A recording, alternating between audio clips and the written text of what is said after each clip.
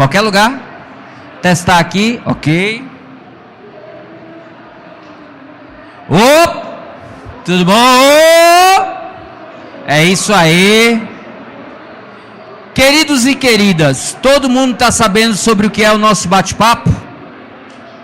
Ou vocês iam passando, viram uma camiseta do YouTube e disseram, opa, aquele cara deve ser famoso, vou lá conhecer?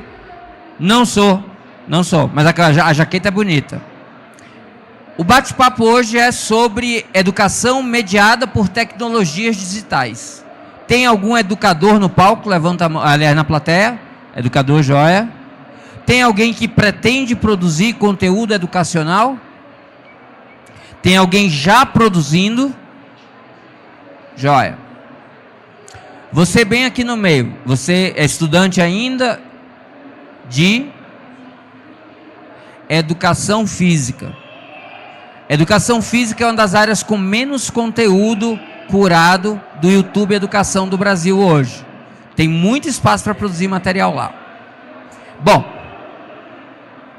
eu sou Ives Urquiza. É um prazer muito grande estar aqui. Quando me convidaram para vir para cá, me falaram que o governo de Goiás está querendo acelerar muitas coisas usando tecnologia. E como eu falo pelo país sobre o uso de tecnologias digitais na área de educação, eles acharam que seria bacana que a gente pudesse fazer uma fala aqui com vocês. E aí essa é a minha ideia.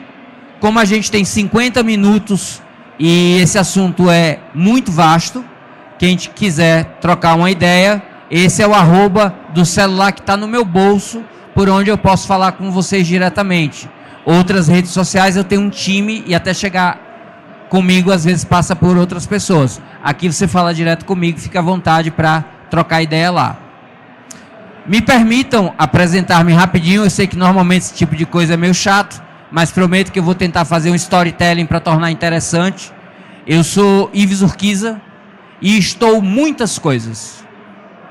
Mas quando me perguntam o que é que sou, eu tenho o maior orgulho de dizer que eu sou professor. Eu sou professor, infelizmente, num país que não valoriza como deveria a educação e os educadores. Mas ainda assim, eu tenho muito orgulho de abrir a boca para dizer que sou professor, principalmente porque no início da minha carreira foi um problema me tornar professor. Porque eu sou de uma família de classe média que no Nordeste a gente chama de enxerida. Eu não sei se aqui faz sentido essa palavra, mas é aquele pessoal que tinha dinheiro para o básico e sobrava dinheiro para alguns luxos. E na minha época, eu sou lá de 1900 e vovó mocinha, não dava para ser professor na minha família. Só tinha 3 carreiras a seguir. Eu era um menino prodígio que fazia conta de cabeça, então eu era engenheiro. Minha irmã do meio batia a boca na escola, advogada. A mais nova gostava de costurar bonecas, médica cirurgiã. Essa era a lógica da minha família. No meu caso em particular, eu sofri uma pequena pressão, porque eu tinha um tio muito bem sucedido, que era engenheiro. E eu seria o primeiro engenheiro da minha geração de primos, e esse tio quis me conhecer para bater um papo e falar sobre engenharia comigo. Aí eu queria que vocês mentalmente respondessem a pergunta: onde um engenheiro muito bem sucedido trabalharia no início da década de 90? Provavelmente ninguém acertou onde o meu tio trabalhava. Meu tio era engenheiro eletrônico, desenvolvia componentes eletrônicos para ônibus espaciais na NASA. E aí ele veio dos Estados Unidos com aquela vozinha meio enrolada e: meu sobrinha linda, estuda muita engenharia, aprimora tua inglês que te consegue um pica na NASA. E aí um estudante de 18 anos tinha um bico na NASA se ele quisesse. E aí eu fui fazer engenharia. Só que aí lá, na engenharia, eu que à época era nerd padrão Vulcano, para os mais jovens talvez essa referência seja diferente, mas quem conhece Star Trek, como eu estou no ambiente nerd, eu acho que muita gente conhece, né? Mr. Spock era um tipo de... Gostaria de registrar a presença ilustre de um dos maiores especialistas de e inteligência artificial aplicada para a educação, comandante do canal de educação de geografia, um dos maiores do país, o professor Paulo Lobão. Muito obrigado, Lobão. Vai estar aqui palestrando sobre o uso de IA. Aproveitar também já fazer a referência para o nosso amigo Eric Dev, @EricDev, que vai estar no sábado com 2 palestras. Muito obrigado pelo prestígio da presença, Eric. Valeu. E aí, eu era o esquisito. Pelo menos eu pensava que eu era esquisito. Aos 52 anos de idade, eu fui diagnosticado como autista nível 1 de suporte, com altas habilidades lógicas, operacionais e matemáticas. Então, o esquisito, na verdade, era só alguém que o cérebro funciona diferente. E aí alguém teve a brilhante ideia de me botar no DA, que era o diretório acadêmico, que fazia os eventos da universidade. Achando, bom, bota o nerd lá, porque aí ele vai socializar. Não deu certo, a turma ficava jogando pebolim, jogando dominó, jogando sinuca e eu estudando cálculo. Mas me botaram na diretoria de comunicação. Vê que coisa exótica. Por quê?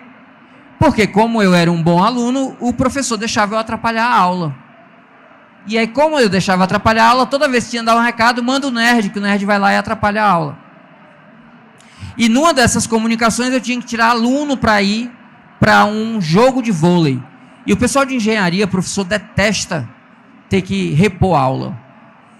E aí o professor olhou para mim e disse, olha, se você repuser a aula no meu lugar, você olha para o quadro, você consegue explicar isso? Era o começo de cálculo 1, super tranquilo. Eu disse, sim. Ele disse, eu libero a turma toda. E aí, nossa, bati a minha meta e tal. Achei que eu ia perder o BV. Para quem não sabe, BV é boca virgem, né? Eu entrei primeiro na universidade, só depois eu aprendi a dar beijo de boca. Fomos, jogamos, perdemos. Eu não perdi o BV, mas voltei para cumprir aquilo que eu tinha me comprometido e fui dar a aula, sem qualquer experiência, recurso, e achando que era a única aula que eu ia dar na minha vida. Até que na frente tinha uma menininha prestando muita atenção na aula. Fazendo um esforço danado, a testa dela estava toda engilhada, ela apertava o olho. E aí, em geral, pessoas do espectro autista, elas são muito visuais. Então elas enxergam as coisas sempre por metáforas visuais. E aí eu olhei para aquilo e pensei, a cabeça dela está recebendo a informação como se fosse uma onda. Só que tem uma barreira de pedras que está bloqueando e não está entrando. Vou aumentar a intensidade das ondas batendo até quebrar a resistência e entrar. E aí fiz o que todo professor deve ter, me enchi de entusiasmo e comecei a dar aula, até que no final da aula, com os meus poucos recursos pedagógicos, a testa dela que estava engilhada relaxou, os olhos brilharam e ela matou um engenheiro sem querer. Naquele momento, eu descobri que eu não queria mais ser engenheiro, eu queria ser professor. Porque eu entendi que professor, ele transforma a vida das pessoas para melhor e ele assiste isso enquanto isso acontece. E aquilo me encheu de uma energia que eu saí correndo pela universidade para procurar uma coisa que hoje em dia tem que descrever para os mais jovens. Era uma caixa azul que ficava presa à parede, que tinha um dial no meio, que você botava uma moeda em cima. Chama orelhão. Aí você botava e ligava para as pessoas. E eu liguei para minha mãe no interior. A gente está falando da década de 90. Ela morava no interior, eu estava na capital. A gente só falava no final de semana porque contava um pulso, era mais barato. E se eu ligasse sem avisar era porque tinha algum problema. Minha mãe já atendeu ao telefone chorando. E assim, disclaimer. O diálogo eu vou falar como aconteceu. Por favor, entendam que a gente está no início da década de 90, com a minha mãe, que hoje tem mais de 80 anos, que foi educada pela mãe dela, que se estivesse viva teria quase 110. Eu liguei para minha mãe aos berros. Mãe! Mãe! Finalmente, mãe, eu me descobri! Minha mãe respirou fundo e disse exatamente essa frase. Meu filho, você sabe como é o seu pai. Eu disse, mãe, eu quero ser professor. E aí eu não sei qual foi o clique que deu na cabeça da minha mãe, mas minha mãe respirou fundo de novo e disse, meu filho, pausa dramática, você estudou tanto para ser professor. Aí disse, mãe, que bom, um professor que vai saber o que dizer para a galera e tal. E aí começou a minha jornada. E essa jornada já tem mais de 32 anos. Mais de 10 mil alunos preparados em escolas. Mais de 100 mil alunos, porque eu considero vocês como alunos nessa breve interação, em eventos presenciais. Mais de 50 milhões de aulas assistidas na internet. Então, já falei para um monte de gente e tenho muito, muito orgulho disso. Por causa de gostar de falar, eu fico procurando tecnologias para poder falar melhor e acabei em 2014 conhecendo uma certificação do Google chamada Google Certified Innovator, que são professores e educadores de forma mais ampla que usam tecnologias Google, e eu participei da primeira certificação da América Latina. Houve um concurso, 40 escolhidos entre 5 mil projetos, e eu estava lá. Usei a internet para desenvolver um projeto chamado Física Total, que já foi a maior sala de aula virtual da internet brasileira. Estamos em todas as redes sociais, mesmo as que eu detesto, como, por exemplo, Kawaii. Mas estamos lá porque o compromisso do Física Total é onde tiver potenciais alunos, eu estarei para potencialmente ajudá-los. Hoje temos uma comunidade que tem quase 1 milhão de pessoas em torno do projeto. O YouTube, em 2014, criou um projeto de professores e embaixadores que viajavam pelo país procurando professores para a plataforma, divulgando para professores a metodologia de uso da sala de aula invertida com vídeos e aplicando palestras para que alunos soubessem usar a internet para estudar melhor. Como eu gosto de falar, e o pessoal acha que as pessoas gostam de me ouvir, me colocaram como embaixador do YouTube Educação. Num projeto que já tem 10 anos, eu, sem qualquer tipo de arrogância, mas com muita consciência do meu papel, eu sou o único educador do mundo que tem essas 2 certificações hoje. Então, é uma missão muito grande.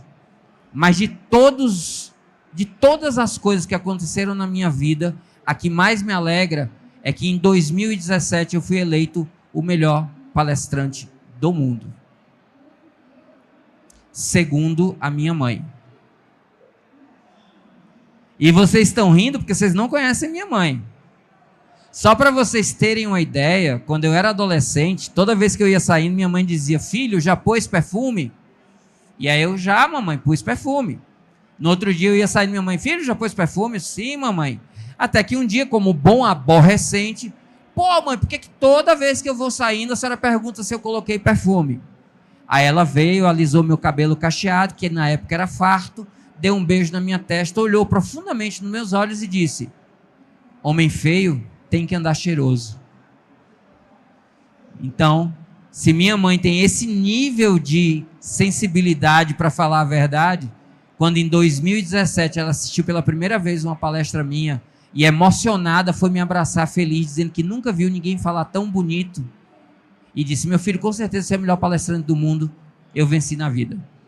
Minha mãe, hoje aos 81 anos, nessa época quando eu recebi a placa de condecoração do YouTube, como o primeiro professor de física e o 5º professor do Brasil a ultrapassar a barreira de 100 mil inscritos no canal.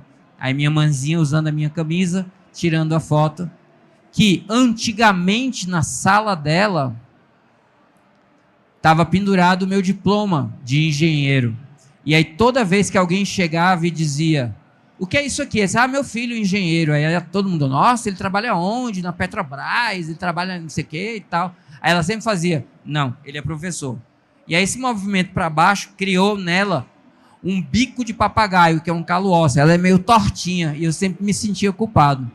Hoje, no lugar do meu diploma, tá isso aí. Aí toda vez que alguém chega e pergunta, isso aqui é do meu filho, o quê? Ah, você não sabe. Meu filho é professor. Então, zerei minha vida, mãezinha, te amo. Que pena que hoje ela tem Alzheimer, não lembra de nada disso, mas eu me lembro de quem ela é e faço questão de homenageá-la por todo lugar que eu passo. Então, de novo aqui, para quem quiser continuar essa história. A primeira coisa que eu queria discutir com vocês é a atenção. Quem aqui trabalha ou com marketing, ou com algo que exige a atenção das pessoas, como é o caso de professores, sabe que é muito difícil manter a atenção das pessoas. Inclusive, é desafiador manter aqui as pessoas. Ela, por exemplo, estava numa postura inicialmente carregada para frente, com o braço semi-cruzado. Chegou o colega do lado, não sei se é o namorado ou amigo, ela já relaxou, já coloquei aqui, ou seja, ela já entrou na vibe. Estou feliz por ela e por mim, porque ela está de boa ali. Balançou a cabeça afirmativamente, sorriu, estou lendo todo mundo, viu? Então, isso é legal. Também já teve umas 3 pessoas que se levantaram e entenderam que a palestra não era para elas e está tudo certo. Mas quem por ofício precisa manter a atenção sabe como isso é difícil.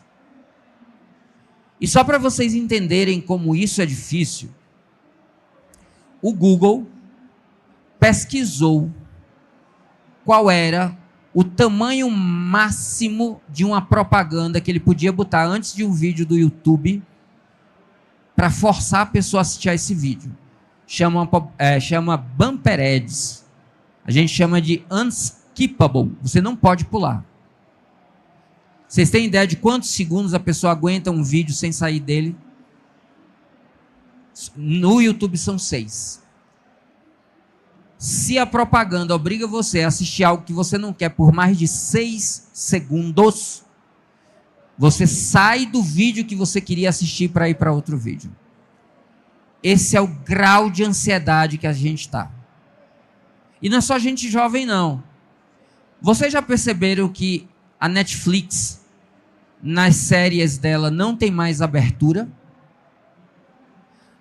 Antes da pandemia, toda série tinha uma abertura super bacana. Passava ali uns 30 segundos em que a abertura ia dando easter eggs, que você, se prestasse atenção na abertura, tinha dicas para a série. Só que você só entendia depois que acontecia. Depois, na época da pandemia, começou a aparecer um botão: pular a apresentação de introdução. E hoje, só tem assim: começa, aparece o nome da série, pum, e começa a série. Ou pior, faz um hook, que é aquele engajamento inicial, tipo os filmes de 007, que começa sempre com uma ação estupenda, e aí só depois que começa a abertura do filme. Porque se você não entrega de cara alguma coisa para prender a atenção, a turma pula e vai embora. E a gente vive hiper, mega, super estimulado.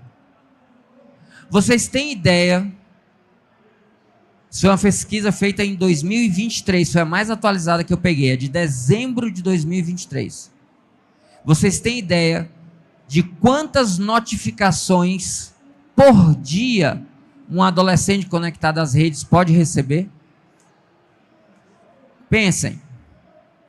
Segundo essa pesquisa, em média, se recebe até 5.000 notificações por dia. 5.000 tremidas do celular para chamar sua atenção para alguma coisa, barulhinho, brilho de tela. Se você não desabilitar, todo aplicativo que você baixa fica brigando por sua atenção. Inclusive agora, tem aplicativo que dá uma superposição. Você está num jogo, aí aparece mensagem não sei aonde. Você está no meio do WhatsApp e aparece atualização não sei do que. Fica um aplicativo aparecendo em cima do outro, buscando a sua atenção. O dia inteiro. E aí, se vocês quiserem pegar dados, quiserem de onde eu tenho as fontes de pesquisa, eu passo tudinho. É só falar comigo no Instagram. E aí, para você entender um pouco disso, eu trouxe alguns livros que eu acho que valem a pena conhecer. Os 2 primeiros falam sobre a mais famosa molécula neurotransmissora do momento, que é dopamina.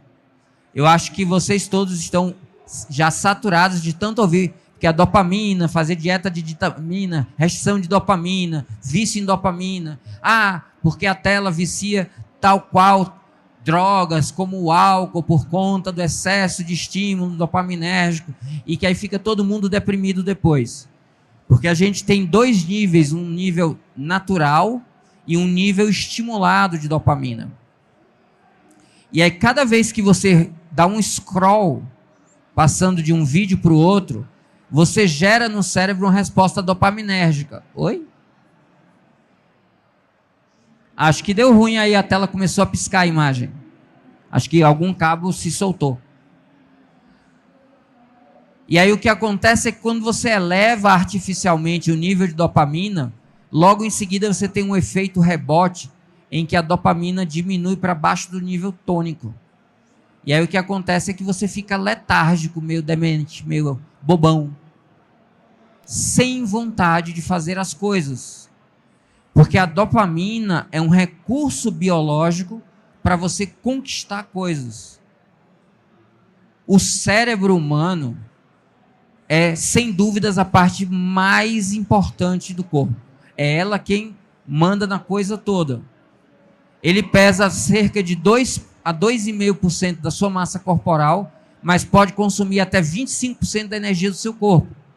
Então ele naturalmente precisa modular como gastar essa energia.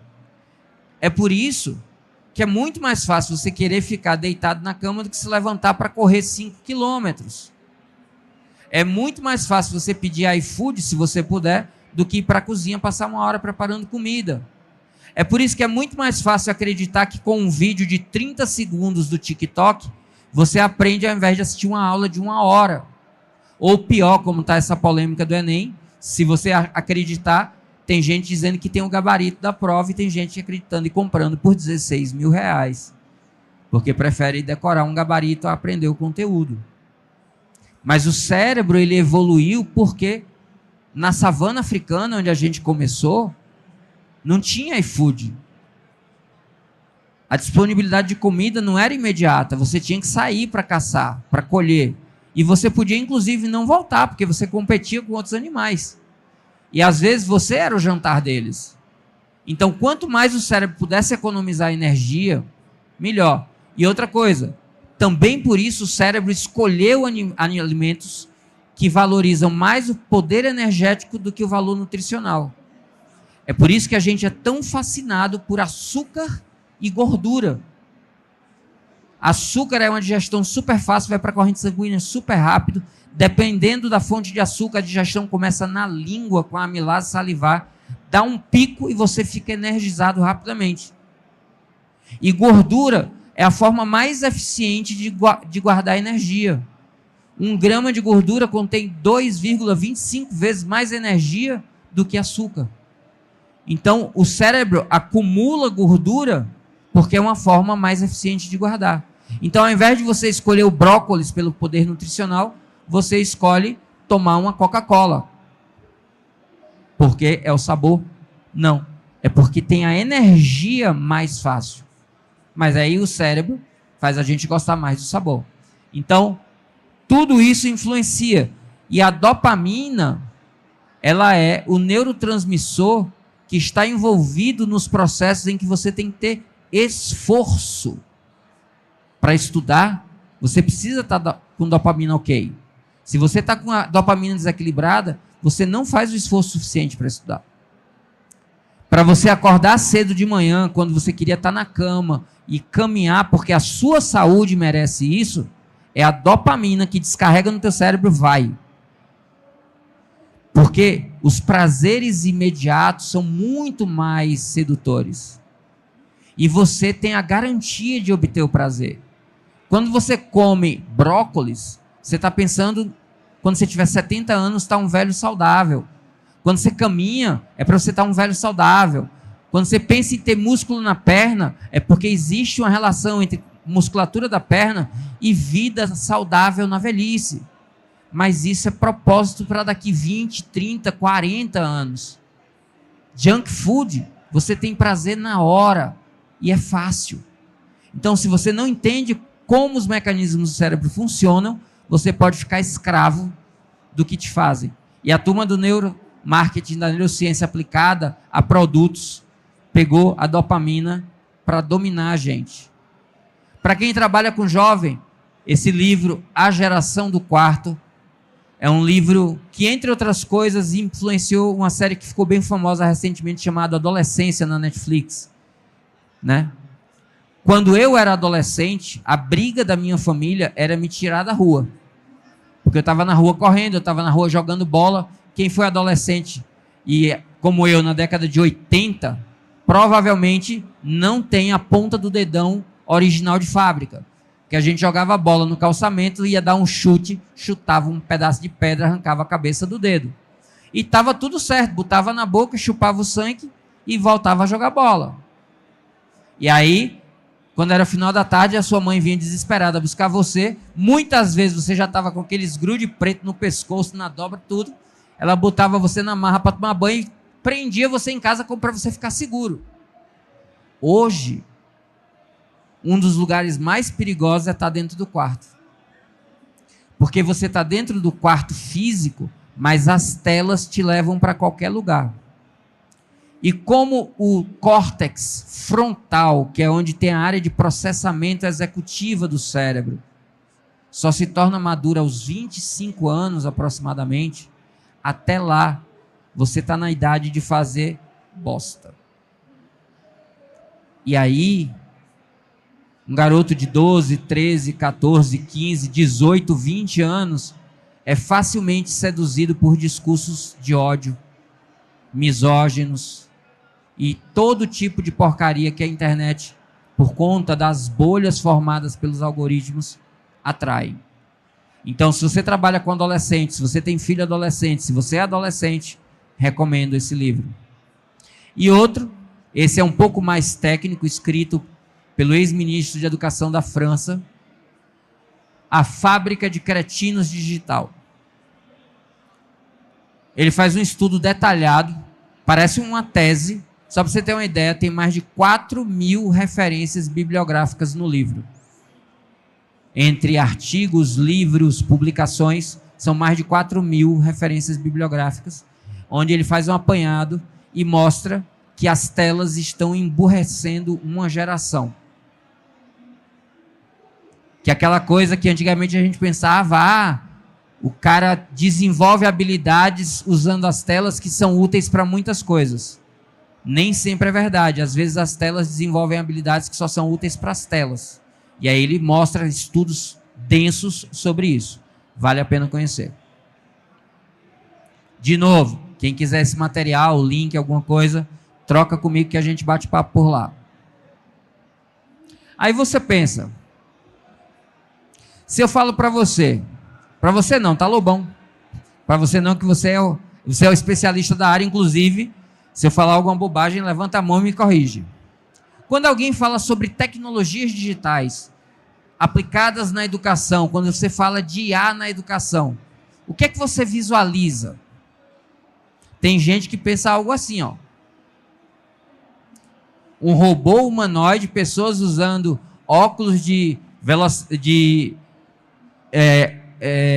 inteligência artificial com o visual aumentado ali, aquele VR, né, de realidade aumentada, e o robozinho falando tudo. Eu não sei se vocês viram, mas hoje saiu a palavra que o Oxford escolhe todo ano, né? Ano passado foi aquela famosa brain rot, que é apodrecimento cerebral. O desse ano fala sobre a relação psicossocial com a tecnologia. A falsa impressão que as relações digitais dão de pertencimento, em que pessoas estão cada vez mais transferindo seus afetos para as IAs. Você sabe qual é o maior uso do ChatGPT atualmente? Psicologia. Atendimento psicológico, broderagem. Só que o ChatGPT, ele às vezes, na verdade quase sempre, ele é enviesado. Se você não diz para ele te tratar de forma séria, o ChatGPT é um bajulador que fica reforçando você até quando você erra. Se você pede para ele te corrige com tanto carinho que parece que você não está errado. Olha, cara, o que você falou é incrível.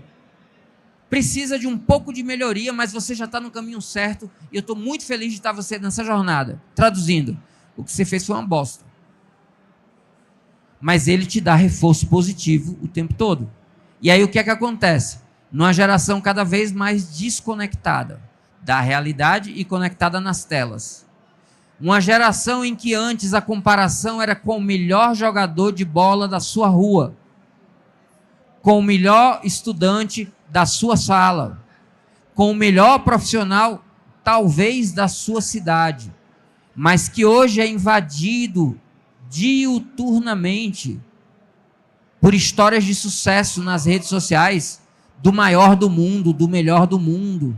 Você não se compara mais com o seu colega do lado, você se compara com aquele microgênio que está lá na China e que aos 4 anos compõe melhor do que Mozart, faz cálculo de cabeça melhor do que Newton. E aí você se compara sempre e perde. Então você está sempre se sentindo inferior. Aí vem um amigão e bota a mão no seu braço dizendo virtualmente que você é bacana, que você é legal, é por aí. Você se apaixona e cria dependência. E isso é tão sério no mundo que o Oxford, que todo ano escolhe uma palavra pelo impacto social dela, escolheu uma palavra para representar esse nível de dependência psicossocial das telas e de IA. Saiu hoje. Eu não acho que isso aqui é o futuro da educação, embora eu acho que em algum momento, alguma escola ou universidade, para parecer que está inovando, vai botar robô humanoide na sala para fazer papel de troca junto com alunos e professores. Não vai substituir, mas vai aparecer. Quem quiser as referências de tudo que eu falei, está aí. E a IA com isso, em particular? Os colegas aqui que são professores, principalmente como eu, que já tem 3 anos de docência, já devem ter escutado pelo menos 3 ou 4 vezes que a profissão da gente ia acabar. Né? Eu me lembro nitidamente, porque eu acompanhava a tecnologia desde pequeno, o primeiro computador em que eu programei não tinha nem memória, ele tinha só uma vaga lembrança, era um TK-90. Eu programava digitando em teclas inteligentes. Na verdade, parecia uma calculadora que você apertava a letra e tinha já a função, você não tinha que digitar. Em que você digitava tudo e passava horas para fazer um braço de um boneco dar tchau. Eu tinha 12 anos quando eu peguei o primeiro computador para programar. Então, quando os computadores chegaram na escola, eu achei massa. Mas os meus colegas professores acharam que eles seriam substituídos. A gente não tem como competir. E aí vieram as salas de informática. Pronto, a nova sala de aula é com computador. O professor vai ser substituído. Aí vieram os DVDs. E criaram os DVD rooms, em que você botava uma enciclopédia num DVD e todo o conhecimento do mundo podia ser colocado em pequenos discos. Seremos substituídos. Aí vieram as aulas através dos veículos digitais. As salas começaram a ter data show com conexão na internet. É claro que agora os professores vão ser substituídos. E nada disso substituiu os professores. Estamos aqui até hoje. A minha percepção ao longo de todo esse tempo é de que quem competiu contra a tecnologia perdeu espaço e quem aderiu ao uso inteligente das tecnologias ganhou espaço. De novo, sem qualquer empáfia, sem qualquer arrogância. Eu construí uma carreira muito exitosa presencialmente.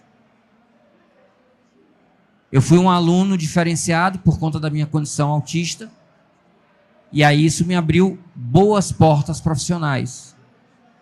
Eu fui primeiro colocado em concurso, eu fui primeiro colocado em vestibular, em escola técnica, e aí quando eu fui para o mercado de trabalho, eu já fui como o cara é bom, mesmo sem experiência, bota ele para trabalhar. Então eu trabalhei em escolas elitizadas que pagavam bem e construí uma carreira extremamente exitosa. Mas, quando a internet se popularizou e eu fui para a internet, em 5 anos, a internet me dava reconhecimento e remuneração maior do que eu construí em 25 anos de carreira exitosa. A internet me tirou da sala de aula para me botar nos palcos do mundo. Porque, ao invés de ser contra, eu usei ela de forma inteligente. E eu acredito que hoje não vale a pena ser o cara que fala mal da IA. Eu acho que você tem que conhecer o trabalho do professor Lobão e aprender como usar de forma inteligente a IA para a educação. E eu defendo uma resposta que talvez nem todo mundo, quando escuta essa pergunta, qual IA usar, responde. Quando você pergunta sobre IA, provavelmente na cabeça vem ChatGPT e Gemini. Talvez alguns falem de outras mais específicas para gerar imagens, talvez outras mais específicas para construir coisas. Pessoal que faz dev, lá como o amigo Eric, deve ter algumas que ele gosta mais para ajudar em desenvolvimento. Mas eu defendo que não é essa a questão. Eu acho que... Opa!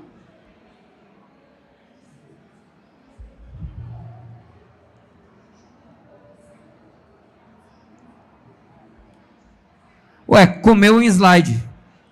Era para aparecer aí. O problema não é a tecnologia, o problema é a metodologia. Quem puder, a internet aqui não está boa, mas quem puder, conheça esse site.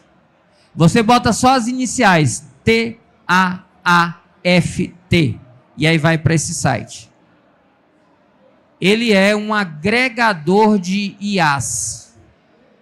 Todo dia ele atualiza com novas IAs. Essa palestra é a terceira que eu estou dando na Campus Party esse ano. Então eu montei esses slides há 6 semanas. E lá a gente tinha 35 mil, olha só, 35.472 IAs catalogadas. Alguém consegue entrar aí e ver quantas tem? TAAFT.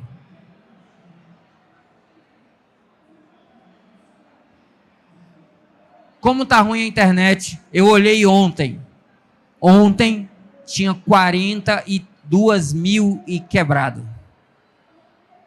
Ou seja, em 6 semanas foram agregadas ao site mais de 7 mil novas inteligências artificiais que fazem trabalhos específicos. Por isso que há uma inteligência para isso, para fazer isso. O nome do site já dá a dica. Você quer fazer alguma coisa, você digita o que é que você quer e ele mostra inteligências artificiais especializadas no tipo de coisa que você quer resolver. Então, depois conheçam. Tem mais de 42 mil inteligências artificiais compiladas nesse site e todo dia eles atualizam. Se alguém aqui é produtor de conteúdo e fala sobre IA, apresenta a vocês vídeos shorts infinitos. Todo dia você pega 3, 4 das novas IAs e faz um vídeo de 1 minuto. Se ele bota 1000 por semana, são mais de 150 por dia. Então nunca vai faltar conteúdo novo para você colocar no seu canal. Obrigado. 10% de comissão depois. Então o problema não é tecnologia, é metodologia no uso. E aí, do lado de cá, cérebro humano. Do lado de lá, cérebro de máquina. Input é acesso, entrada. Output é saída. O termo IA se tornou popular de 2022 para cá por causa do ChatGPT, que é um tipo de IA, que é a chamada IA generativa. Mas a definição, o conceito de IA é da década de 50 do século passado, né? A gente já tem um monte de IA na vida da gente desde quando a gente entrou em rede social, porque são algoritmos que estão ali processando volumes enormes de dados e aprendendo com eles para dar soluções para problemas específicos. A diferença da IA generativa é que ela tem um processo de expor a resposta que parece um diálogo. E aí parece que você está conversando com alguém que sabe do que está dizendo. E isso não é verdade. Os algoritmos das IAs generativas trabalham com processamento por afinidade. Então ela tem um volume absurdo de dados e aí ela reconhece qual é a palavra mais provável de fazer sentido na sequência à palavra que você colocou. E eu posso dar um exemplo para vocês de como é que a IA faz. Eu quero que mentalmente vocês respondam a primeira palavra que vier à sua mente quando eu parar de dizer uma frase. Eu vou dizer uma frase e eu quero que ao final dela vocês mentalmente respondam qual seria a palavra que encaixa melhor. Como eu estou em Goiânia, Goiás, eu vou pensar um exemplo contextualizado dentro da minha bolha ignorante sobre esse assunto. Mas e nessa loucura de dizer não te quero, vou negando as... Quem respondeu aparências? Mas eu podia ir negando as histórias que a gente viveu, as coisas que aconteceram na nossa vida, os problemas que vivemos juntos. Só que como existe uma música extremamente famosa que diz, e nessa loucura de dizer que não te amo, vou negando as aparências. Então é muito, muito mais provável que aparências possa ser a próxima palavra. É isso que uma IA generativa faz. Ela vê, através da tokenização, de um processo que eu poderia pensar como se fosse um cabo de guerra. Imagine que eu sou uma palavra, e aí eu me conecto a todos vocês que também são palavras por cordas.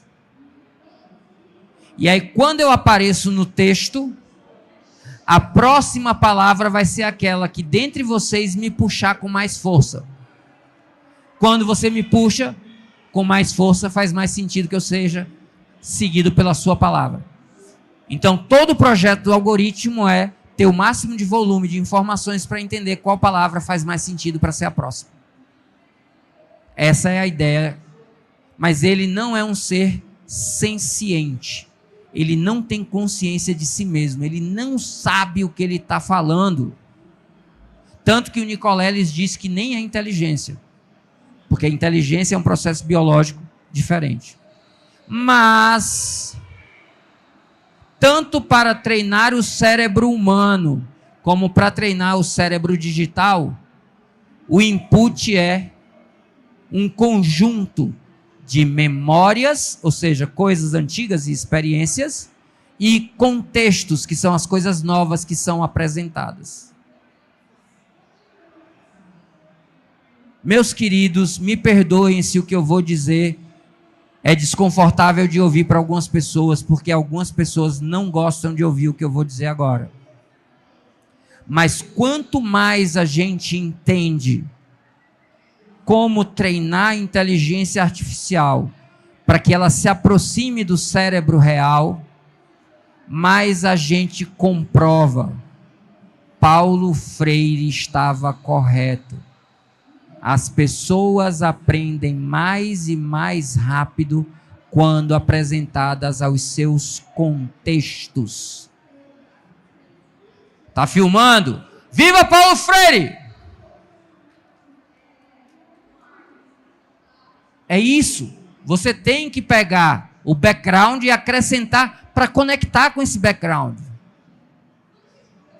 Se você não entende o que é background, você acabou de não entender o que eu disse. É por isso que eu tenho que falar o que você conhece, o seu contexto. Então, Ivo viu a uva, que era uma frase usada que ele criticava muito, né? Cara, no interior do Nordeste, até a década de 90, quando começaram os processos de irrigação à margem do Rio São Francisco, e Petrolina se tornou um produtor de uvas, um nordestino do interior nunca tinha visto uma uva plantada. Para ele, Ivo viu a uva. Por que uva? Uva? Eita, me lembrei de um negócio que tem nada a ver, mas me permitam essa reminiscência do pretérito, como dizia meu pai. Nessa lembra? Uma vez eu estava dando aula no interior, e aí fui falar sobre imponderabilidade, que é um estado físico em que você não percebe o próprio peso. E aí eu fui dar como exemplo elevadores que se soltam. Para falar sobre um parque de diversões na Disney, que tinha um parque onde soltava um elevador e você se sentia flutuando. Para falar do zero gravity ou gravity, que é um avião que você despenca dele e fica flutuando por algum tempo. Você não está sem peso, só que como você está sem a força normal, você não percebe o peso, parece que está flutuando. É o que acontece nas estações espaciais. Só que eu fui introduzir falando, todo mundo aqui já deve ter percebido que quando você está num elevador que aperta o botão para descer, você tem um frio na barriga como se você meio que descolasse do piso. Só que eu estava numa cidade do interior em que nenhum prédio da cidade tinha elevador. E grande parte das pessoas que estavam na plateia nunca tinham saído da cidade. Ou seja, elas nunca tinham andado num elevador. Elas não tinham essa experiência. Eu olhei para a cara de frustração delas porque elas não entenderam o que eu estava dizendo. Porque elas nunca tinham andado no elevador. Então, usar um elevador como exemplo para esse pessoal era completamente errado. E aí Paulo Freire acreditava que se eu estava num lugar onde a maioria das pessoas vinha da construção civil, eu tinha que ensinar elas a ler e escrever falando de tijolo, por exemplo. Porque era algo que eles entendiam. E embora a turma ache, Paulo Freire fracassou, a educação brasileira é isso, a educação brasileira é aquilo, o método Paulo Freire não foi utilizado. Ele é comentado em algumas universidades, mas ele não é utilizado. Ele foi utilizado por ele numa pesquisa. Mas Paulo Freire, ao contrário do que muita gente tenta botar aí no currículo, eu fiz Harvard, como um ex-ministro da educação que se vendia como ex-aluno de Harvard, Paulo Freire nunca estudou em Harvard. Paulo Freire é estudado em Harvard. Paulo Freire tem uma tal de Finlândia que já foi exemplo para o mundo, de frente para uma das principais universidades da Finlândia, tem algumas estátuas de pensadores sobre a educação. Paulo Freire é uma dessas estátuas. Aqui no Brasil, a gente escuta falar mal, mas é só quem não conhece. Então, viva Paulo Freire. Quando você tem memória e contexto, seu neocórtex processa essa informação e coloca em caixas conectadas, cria caminhos neurais e transforma informação em conhecimento. E aí, quando você vai recrutar a memória, você tem um caminho para buscá-la. E isso é o que a gente chama de resposta padrão. Esse é o tipo de resposta que o cérebro dá em geral, e também esse é o tipo de resposta que uma IA dá. E aí, por que é que eu acho que a IA não vem para nos substituir, ela vem para nos ajudar? Porque ela acelera processos de resposta padrão. Se é algo que você sabe fazer, ela te ajuda a fazer mais rápido. Mas é muito importante que você saiba fazer, até porque ela de vez em quando dá umas respostas bem tortas. Se você não dá o contexto correto, você pode fazer feito meme. Vocês viram o meme do cara que queria chamar os amigos para um churrasco? E aí ele queria botar no churrasco o convite com a imagem de um pedaço de carne bem preparado. Quase todo mundo valoriza muito a picanha. Mas em particular eu gosto mais da fraldinha. Eu acho um corte mais saboroso. E do cupim, que para mim é o que não tem como concorrer. Uma carne que tem tanta gordura como aquela ali não podia ser ruim nunca. E aí o cara pediu para o IA gerar a imagem de uma fraldinha assada. Foi só isso. Cria uma imagem de uma fralda assada para um convite para o churrasco. E aí a IA deu uma fralda Pampers num espeto torrando. Porque quando falou de fraldinha, ele pensou que era uma fralda descartável pequena. Porque você não deu o contexto adequado. Então não ache que a IA é inteligente. Você que tem que dar um uso inteligente para ela. E ainda tem, do lado de cá, o fator que para mim é o grande diferencial do cérebro humano. E eu quero explicar esse fator com uma coisa que aconteceu real na minha vida, mas é tão estranha que parece papo furado. É uma história sobre dados. Eu sou pernambucano, mas me mudei para Maceió a convite profissional. E chegando lá, solteiro, me engracei com uma alagoana. 14 anos mais jovem. Calma, eu tinha 35. Ela tinha 21. Já era adulta. Mas ainda assim, por conta da diferença de idade, eu achei que era válido eu conhecer a mãe dela, a família, antes de ter qualquer coisa. E aí eu fui me apresentar para a mãe dela, nos modelos como os astecas faziam há milhares de anos. Eu sou Ives, estou aqui para isso e para aquilo. E a mulher era uma, assim, sei lá, ela estava ali com sangue no olho para me destruir. E tudo que eu dizia, ela dava uma pancada em cima, dava uma pancada em cima. E, assim, a linha de condução dela, você tem 35 anos, nunca casou. Ou seja, você não é um cara sério, você não quer casar, você quer se aproveitar da minha criança, da minha menininha de 21 anos. Aí eu disse, não, dona Maria, não é bem assim, veja isso, veja aquilo. Mas não, mas você é isso, você é aquilo. Resumindo, ela não queria porque dizia que eu só me aproveitava das mulheres, eu não queria nada sério. E aí eu fui usar um argumento que para mim era um argumento válido. Eu disse, olha, dona Maria, mesmo os nossos relacionamentos, eu e as minhas antigas companheiras, não virando um casamento, que para a senhora é o sinal de êxito, eu queria dizer que eu tive muita sorte em todos esses relacionamentos.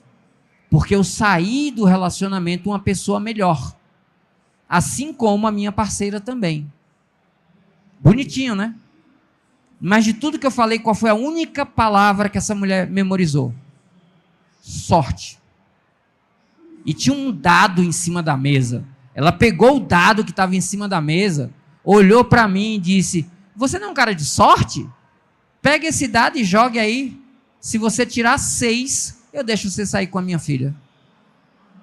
Aí eu olhei para ela e só pensei, não disse isso para não criar mais animosidade. Eu disse, Dona Maria apostando a sua filha no bozó, né? Bozó é jogo de dado, né?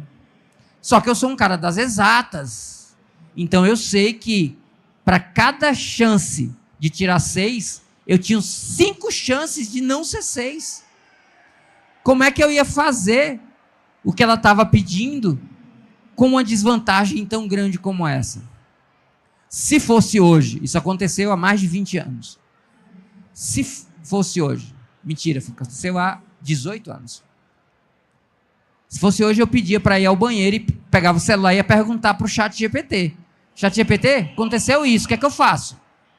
Aí eu disse, rapaz, eu vou perguntar para o chat GPT. Aí perguntei. Fui convidado a arremessar um dado não viciado, porque se ele fosse viciado, podia ser viciado do jeito que me favorecesse. De 6 faces e tirar 6 em um lance. O que posso fazer para melhorar minha chance de sucesso? Aí ele, simpático, boa, um desafio de sorte pura. Aí disse, num dado de 6 faces, você tem 1/6 de chance de acertar. Zero novidade para mim. Isso corresponde a 16,67%. E aí ele diz, agora vem a parte divertida. Não tem como melhorar isso. Divertida para quem, cara pálida? Né? Ah, legal, perdi. Aí disse, mas... Aí eu, opa, vem algo aí. Se o desafio não proíbe a criatividade, e criatividade é um dos elementos mais poderosos do cérebro humano, ou uma interpretação criativa das regras, talvez dê para pensar fora da caixa. Eu disse, opa, é agora, siga. Aí ele propôs algumas coisas. Negociar um número maior de tentativas, porque com mais jogadas você tem mais chance, ele mostrou aí a estatística. Ele mostrou um dado especial de apresentação, não sei como é que isso pode ajudar. Ou tentar influenciar o dado, ou seja, momentos João Kleber, só para que minha mão, não sei o que, faz um truque e tal e joga o dado sem você perceber direito para ver se dá certo. Boa sorte. Ah, a frase mais chocante, né? Mas saiba, nada disso realmente aumenta as suas chances de tirar 6 com um único lançamento. Boa sorte.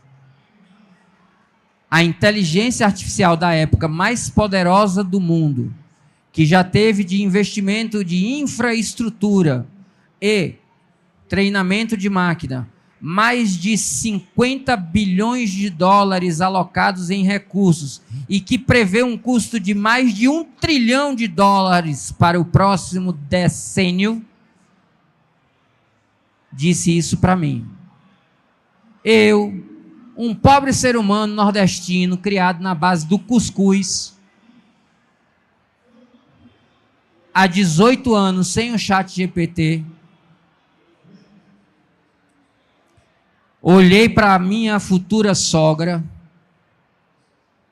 enquanto meu cérebro processava minha memória e ajustava ao novo contexto, tentando uma solução criativa, de repente um estalo, clique. Dona Maria, para mostrar à senhora que eu, junto à sua filha, sou mais do que eu sozinho, eu proponho um desafio diferente e ainda maior.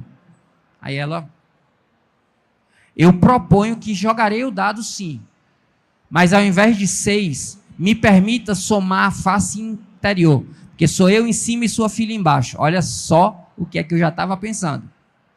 Se a soma der 7, que é mais que 6, a senhora deixa eu sair com a sua filha. Já tem gente rindo porque sabe onde é que essa história vai dar. E aí ela disse, tu é um bicho abusado. Tá, faz aí teu jogo. Aí eu peguei momento João Kleber, pedi pra galega soprar, soprei também, tremi a mão nervoso e joguei. E aí eu não sei se por sorte ou azar deu 2 em cima. Quando deu 2 em cima, a mulher abriu um sorriso de canto de boca dizendo, lascou-se. Isso é um dado não viciado aberto. Se você olhar, 3 de um lado, do lado oposto, 4. 2 de um lado, você passa 2 casas, quem é o oposto? 5. 1 de um lado, você pula 2 casas, está o oposto. Quem é o oposto? 6. Num dado não viciado padrão, a soma das faces opostas sempre dá 7. Quem não sabia disso, levanta a mão. Podia ter pego a filha de geral. Viram aí como isso é poderoso. E aí eu digo a vocês, de onde eu tinha essa informação? Eu era aluno de preparatório para concursos militares. Eu era de uma turma Itaime, no Ceará. Vocês sabem que o Ceará é o maior aprovador em vestibulares de alta concorrência do país. Eu era de uma turma do que hoje se chama Sistema Ari de Sá. E estudando probabilidades, numa questão do ITA, tinha informação. Num dado não viciado, cuja soma das faces opostas é 7. Detalhe, eu li isso com 16 anos. Eu estava com 35. Quase 20 anos depois, eu resgatei essa informação da memória e aí olhei para o meu contexto e criei um storytelling dentro do contexto. Eu transformei a minha realidade com uma história que foi: eu e sua filha somos mais do que eu sozinho. E ao invés de 6, eu proponho 7, que é mais do que 6. Então, eu peguei uma informação e a transformei de um jeito que me favorecesse. Sabe quando é que o ChatGPT ia fazer isso? Nunca. Porque o ChatGPT, ele não tem o maior potencial do cérebro humano, que é o imponderável. Enquanto nós formos os imponderáveis, pode gritar comigo: chupa GPT! Agora, você quer dar um boost, quer dar um turbo, aí eu acho que essa é a frase que você tem que pensar e refletir e com a qual eu encerro a minha fala. Em tempos de resposta cada vez mais fáceis, é hora de investir em perguntas mais inteligentes. A melhor forma de você usar a inteligência artificial é com a inteligência humana, moderando a interação e fazendo perguntas mais inteligentes. Eu sou Ives Urquiza e a gente vai poder trocar por aí se vocês quiserem, mas por hora eu queria agradecer o tempo de vocês e o convite da Campus Party. É findo esse momento. Muito obrigado.